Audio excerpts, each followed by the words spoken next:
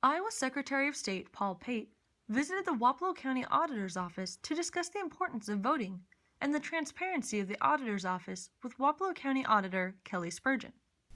That's why all these technical things I've just shared with you and we tell you about, that's important, but we spend as much time just trying to reassure the voters of the transparency and assuring you of the integrity, because we don't want these other things to impact your confidence in the system. That's a very big concern. We don't control social media. We don't. And if they want to put things out there that isn't true, we can't stop them immediately. We sure can raise a stink and try to get the Facebook people and others to work with us, and that's been happening. Secretary Pate discussed the issues that came with the presidential election in 2016. Because whether it's bad actors, or in some cases, we have good intended people, but they get the wrong information. Sometimes campaigns will put out information that isn't totally accurate. Even the political parties can make those mistakes. A good example is absentee balloting forms. How many different versions I think you're getting right now? All different versions and sizes. All different kinds. And it's not the end of the world, but it's another one of those that could be a confusing point, and we want to make sure we clarify. He also talked about the importance of auditors and poll workers. We designated 60% of those funds to education and support services to the counties for training in cyber. And a little apology, we have drawn the auditors and staff in to a multitude of training sessions this past 9 months.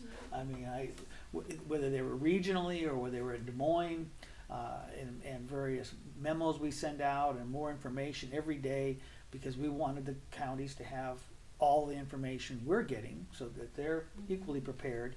And again, it's not over with. They'll keep going as we go forward. And we're putting in place a cyber navigator, which I love these fancy titles.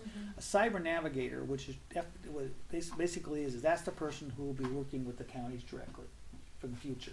So anytime there's something new or technology-wise, they will work with you, the county, to make sure they have the information and the system and trying to get it in place.